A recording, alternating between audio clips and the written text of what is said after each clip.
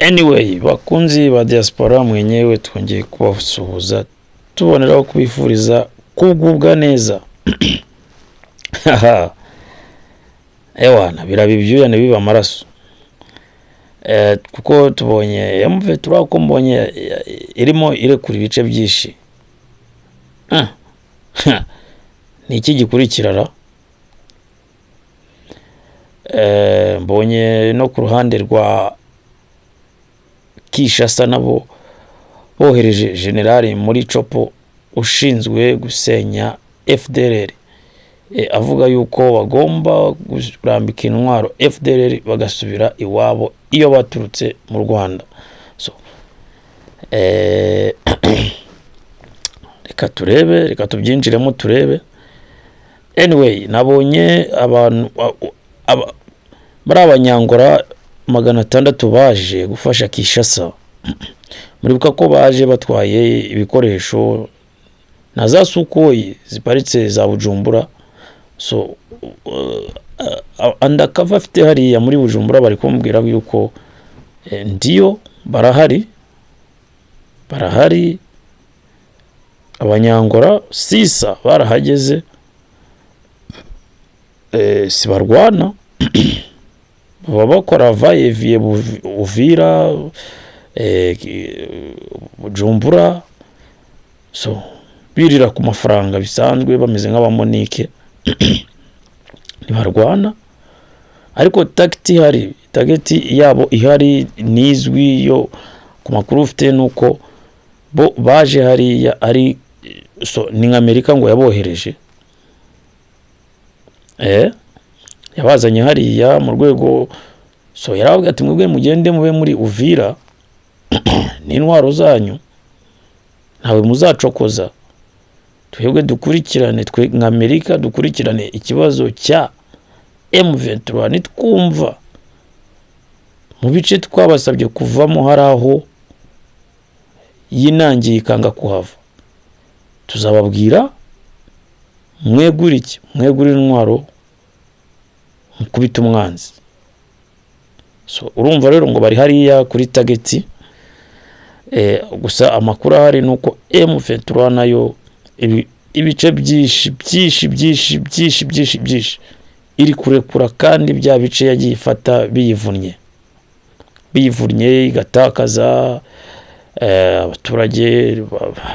Urumva nta ntambara abaturage badapfamo, aho bagiye bafata hejuru ko aho bapfuye benshi abaturage. So tukibaza aba bahungu ko aho bari bagiye bafata hose bavugaga yuko badashobora kuba bahava. Twumvaga no muri meeting zabo bakoreshaga abaturage aho babaga bafashe baraba wiri ngoma banyakwigendera, rest in peace, abaraba bya Mungu bose, General wungirije Makenga. So n'abandi aho bageraga hose ko bavugaga yuko batakwiye kurekura, ari naho bazarekura abaturage baguye gutuza bagakora akazi kabo. Ko wumva ko ije guhindura byose, ije kubacungira umutekano bari kumwe perimana. Niki gihindutse? Bigenze bite?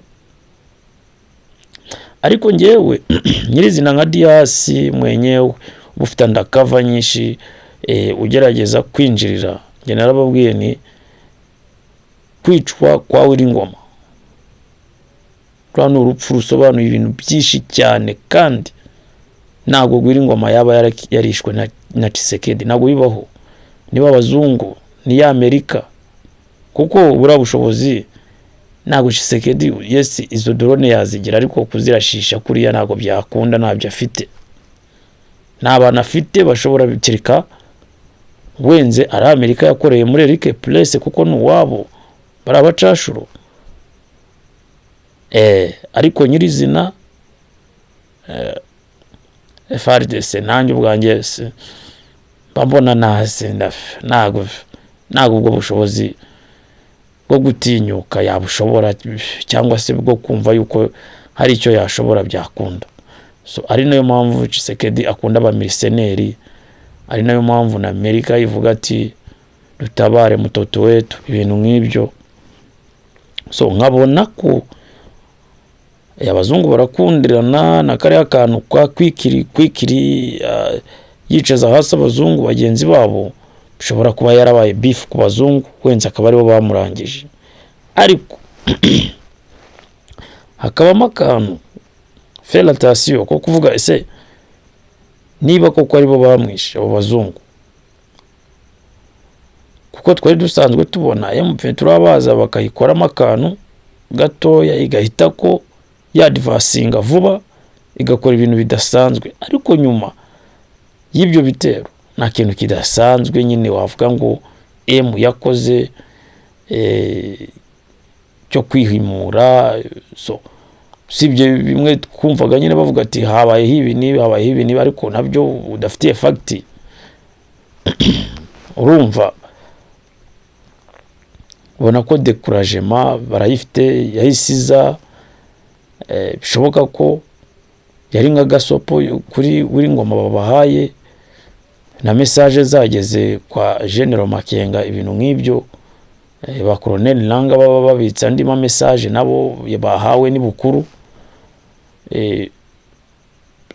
kuko nta kindi kintu cyakozwe. Ariko akaba hari amakuru avuga yuko kuri Ngoma apfa hari telefone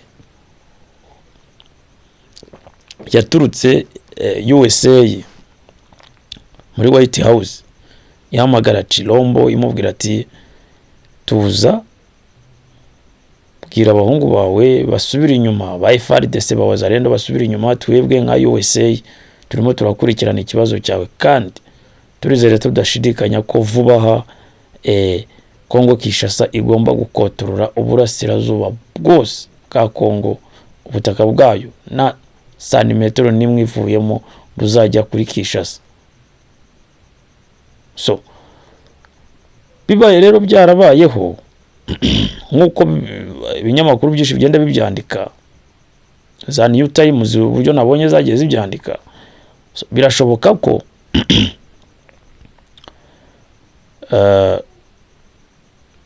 ibi byose byaba biri kuba byo kuba M iri gusubira inyuma, yaba ari telefone nayo nanone yaba yaraturutse White House. Kuko M nayo nabonye haraho yavuze ati twebwe turimo turasubira inyuma mu rwego rwo kubahiriza amasezerano y'amahoro. Tukibaza ko urabona ko iyo urekuye ahantu, iyo wafashe ahantu ukaharekura hakagaruka umwanzi, so kuvuga ngo nuraswaho uzamusubiza uzitabara, bishoboka ushobora nanone kuzitabara ugira ngo wisubize ahantu ugasanga amayeri nabo yarahindutse. Kuko ejo nekereza ko aribwo nababwiraga ati Tshisekedi namaze kumenya ubwenge, ntago watinda mu bibazo nk'ibi ngo ubure ubwenge. So urumva amayeri uko ubuzi y'urugamba uko wahafashe mbere ari usanga yarahindutse.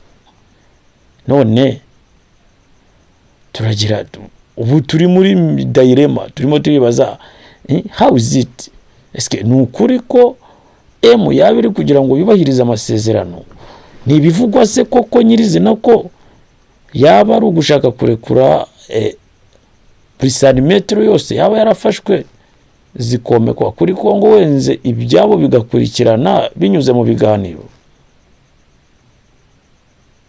Ikibazo ngomba kwibaza nawe ngakubaza. Waba utakiza ukambwira ngo sinyizi, waba ukiza ukambwira ati yes ndumva bimeze gutya. Kuko ni ibintu urumva ko ewana byaducanze, turibaza niki gikurikira. M23 turabasabye, yes nimba bivugwa yuko mwaba mugiye kurekura wenze nka Sud Kivu kuko ari mu bucuruzi, mukaba mugiye kwigumira Nord Kivu muri za Goma mu mujyi wa politiki, so nabyo ntacyo byaba bitwaye, ni bivugwa. Ariko niba atari nabyo mugire mufungure mutubwire bimeze bite. Asanteni sana wowe kora subscribe tugomye kwibanira.